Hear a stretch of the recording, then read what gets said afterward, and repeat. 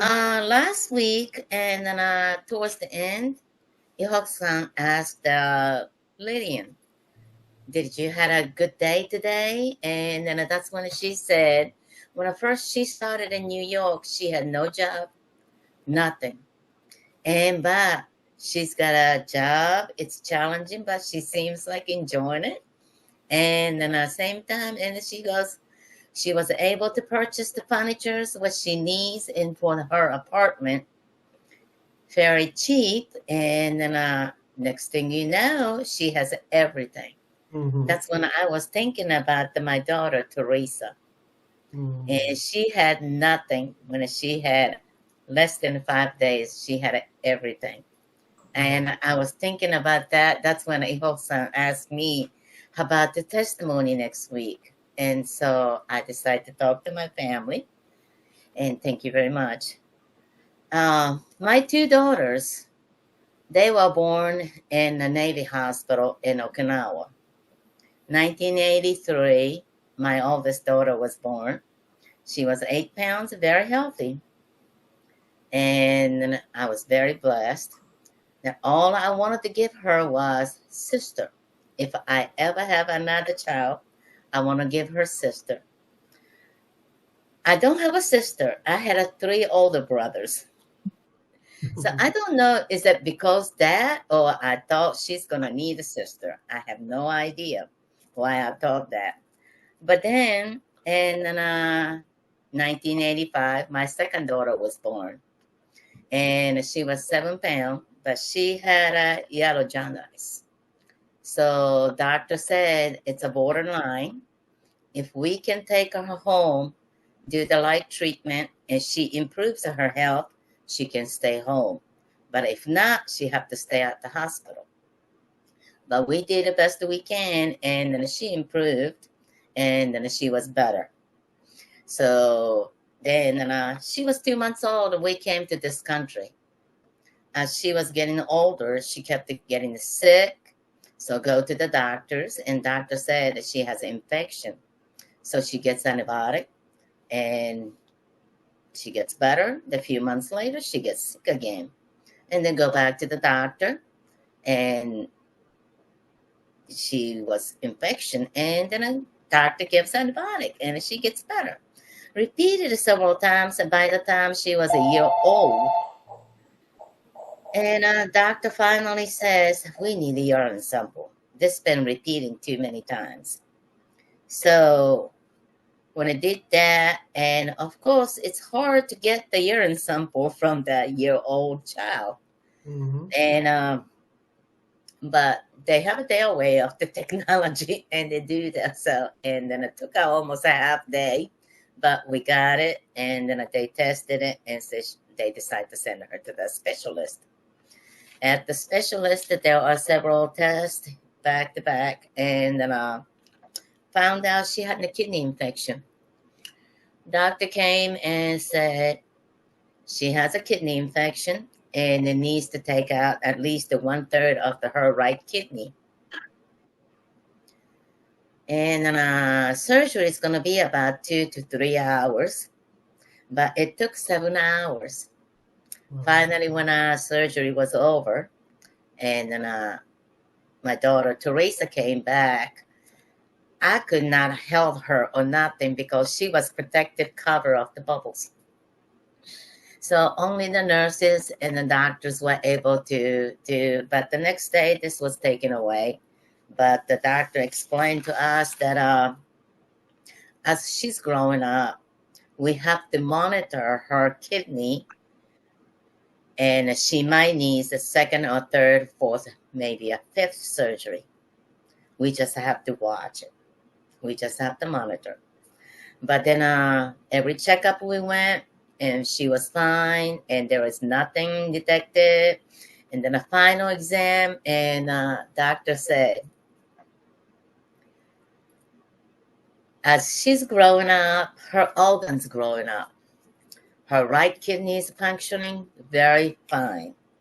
And just in case, if she loses, something happens, she loses a left kidney, she can survive with the right kidney alone. And that was a wonderful news I ever had. When God granted me with giving me the second child as a daughter to my firstborn sister. And then afterwards, I got divorced. But later, several years later, I met somebody, and we were engaged but never got married. And but at the time, I wanted to raise a boy who can respect a woman, and God granted me for that too. And I received the boy, and named Robert, but I call him Bobby. And all of them grew up. He was born also preemie, 5 pound 2 ounce, and he was in the neonatal intensive care unit for 10 days. But you won't believe how he grew up. Nobody can believe he was a preemie. But me, anyway, my daughter Teresa, and as she graduated from high school, she got a job as a waitress, moved out, got an apartment, and she put herself as a nursing school. That's when my oldest daughter wasn't doing anything, so she pulled her sister, Cindy, into the nursing school same time. And then also they want to, once they're done with all the study on the books, they goes to actual practice, which is at the hospital.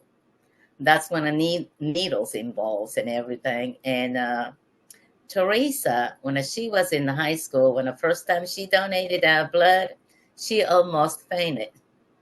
Wow. And she realized that when an actual practice started at the hospital, she cannot handle the needle. Not more than she's taking it, but giving to somebody, it was too much. So she ended up have to quit for the nursing school.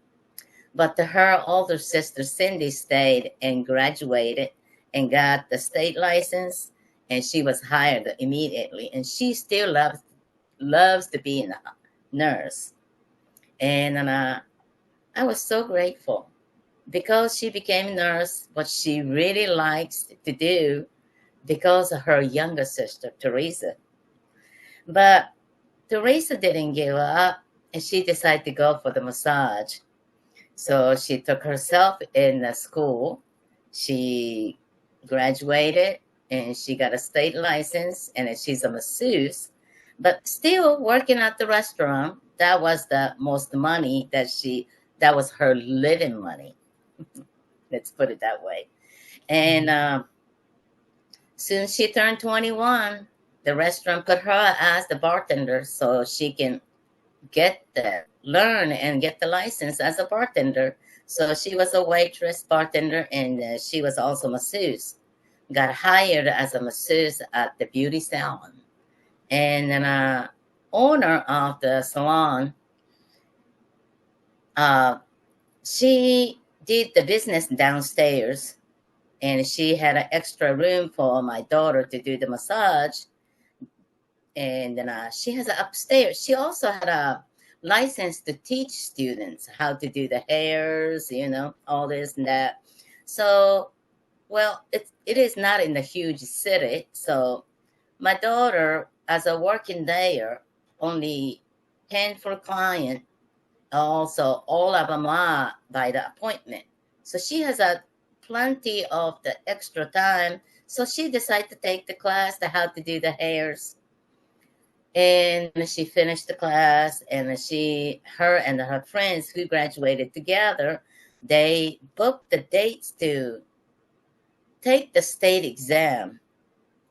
And before that was 2011, August 9th.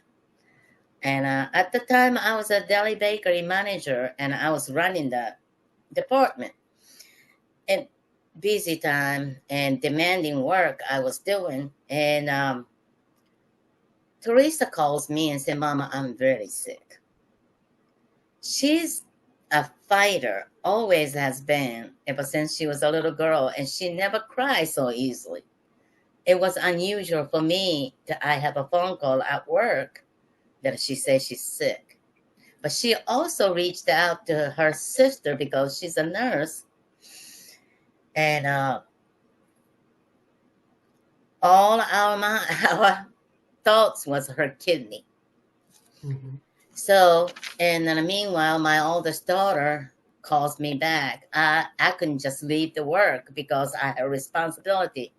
But by the time I had already two more people came into work, and they said, if your daughter is sick, you need to go. We can handle it. So that was it. And then my oldest daughter calls me, and Cindy said, Mama, I'm leaving the work. I'm going to Teresa's. You need to get there. I'll meet you there. So I talked to store manager, and I left. We met Teresa at her apartment and drove her to the emergency room. And then when we got there, of course, nurse comes in and read the vitals and everything else. At the time, my daughter was a very skinny little girl.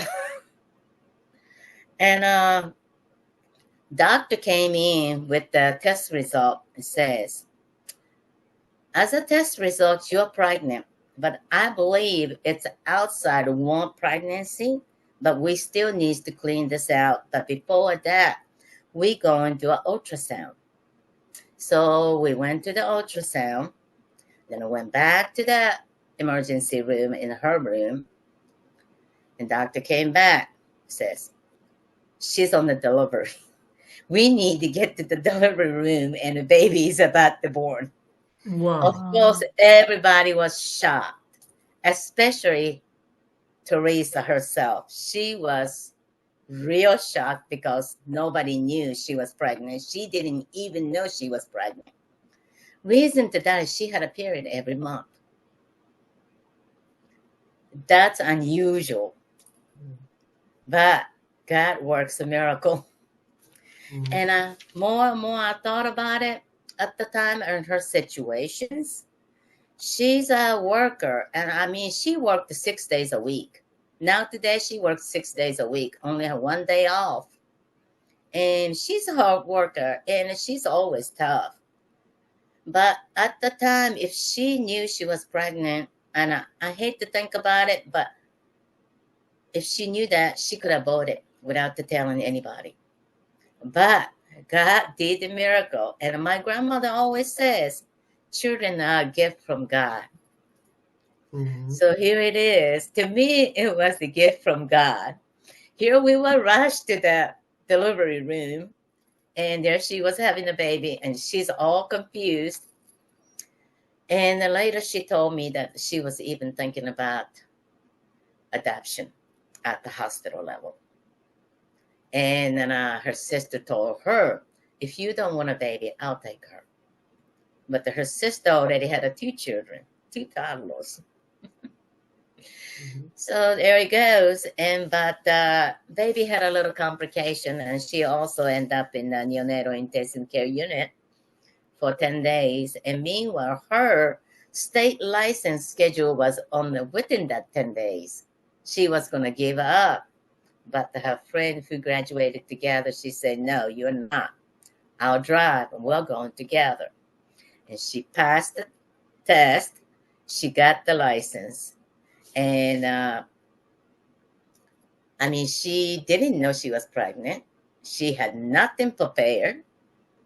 But her sister reached out to her friends on the Facebook and everything. And the family members also, everybody was shocked. People at work, everybody shocked. And so she called her work that I can't come into work because I'm sick. They were worrying, what's going on. And she had a baby. Everybody's reaction was, you kidding. Everybody's reaction. And everybody was surprised, but everybody accepted.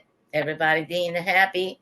And here, I wasn't sure how my daughter's going to be able to, but as we drive every day, I took a vacation, for long vacation, went to the hospital every day with my daughter. And she walks in the NICU, and nurses were so kind to her, show her how to hold the baby, how to nurse the baby, how to change the diaper. Nurses taught her how to do everything. And as day goes by and her feelings grow with baby, and she decided to have a baby, keep the baby, not put in adoption. And to me, it was a gift from God to Teresa, nobody else, not to her sister and nobody else. It was a gift from God to Teresa. That was my thought. And so her sister Cindy reached out to friends and on the social medias and everything.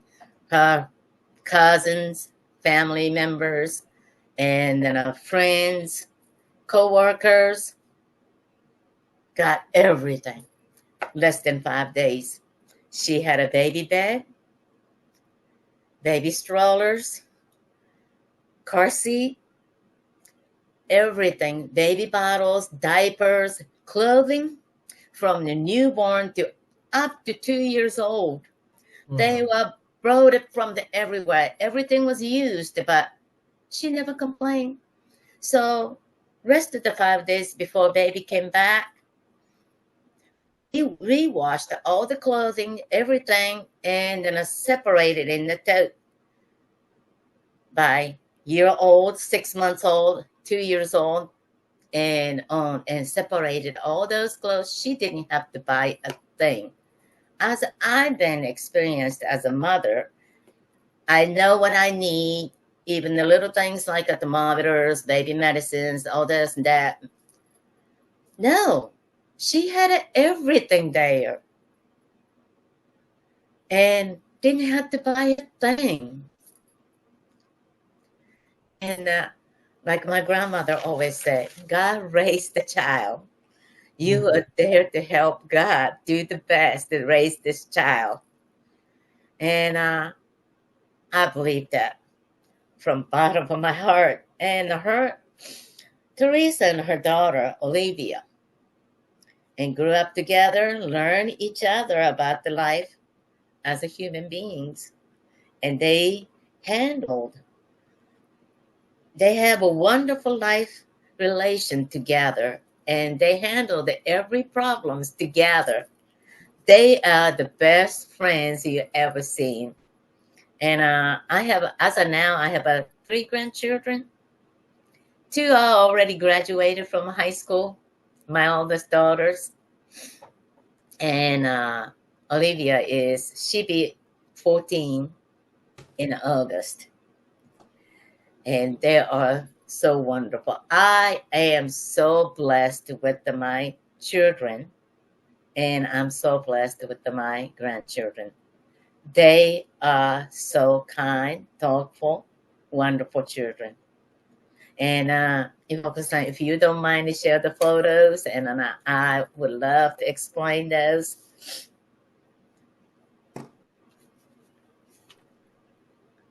You see this? This is my granddaughter, the miracle child, Olivia, who was born. Beautiful. And this is the photo that she was invited from a local animal shelter. And they told her to please come over. We are having presentations for the publics. And I would like you to speak in front of everybody. Reason to that is the year 2020 started a pandemic. And she couldn't go to school. Everybody was in a situation, frustrated and everything else. And her birthday comes. She can't invite the friends. She don't want anything. She got to the point, I don't feel like a birthday. But everybody was asking, what do you want? What do you want? She loves animals. She says, if anybody wants to give me a present, I want to donate these presents to an animal shelter. That was the year 2020 started it. The next picture. And this is the 1 year, 2020. And she was able to donate, I believe, $600 and from her birthday money, which is all her mama's friends, co-workers, even the customers were supported her. And then the family members understood she don't want any present. She wants to just donate for the animal shelters. That's what they did. And she was able to do so. And then, of course, her parents bought her present. But and then the next picture, and this is also 2021. She was able to donate $572 to the animal shelter, and that was her birthday. And she did this for 3 years, and then the pandemic was go over, and then she was able to go back to school. And the next picture, and I believe that was the 23 and 2023, and she was able to raise $850 to donate to the animal shelters. Yep. And this is thanks to family members, friends, and her mama and daddy's friends, co-workers. They all agreed to that and did that. And then the next photo, and but the following year, and then she was able to have her own birthday party because the pandemic was over. This is my oldest daughter's children, and then a girl is a Riley K. She's in the VCU in college right now and working at the same time and as a waitress, bartender, and she's enjoying the college. And then a boy is last year he graduated high school in the May 31st. That May 31st, I had to miss his graduation because that was my father's funeral, and I was in Okinawa. But anyway, they are so sweet, good kids. And next photo, this is Teresa and Olivia. They do sometime once a month or maybe very seldom, but they go together to go shopping. They'll just treat themselves at some restaurants or whatever the shop they find that they thinks it's fun. That's what they usually took a pictures and send it to me randomly, and it's just wonderful. And then photo next. And this is my son who was born as a preemie, 5 pound 2 ounce. Nobody believes that he was a preemie, and that's his bride. And the best news is she's pregnant. Expected this month. Due date is 13th. So I'm expecting another God's gift very soon. Thank you very much.